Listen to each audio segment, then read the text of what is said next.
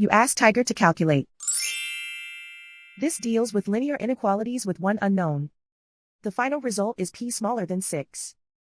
Let's solve it step by step. Group all constants on the right side of the inequality. Add 4 to both sides.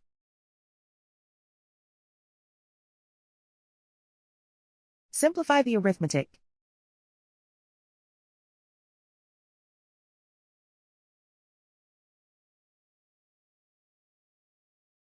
Isolate the p. Divide both sides by 3.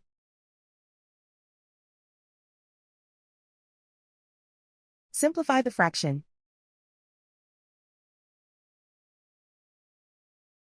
Find the greatest common factor of the numerator and denominator.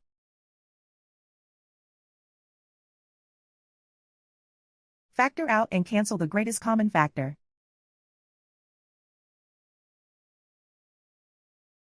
Plot the solution on a coordinate grid.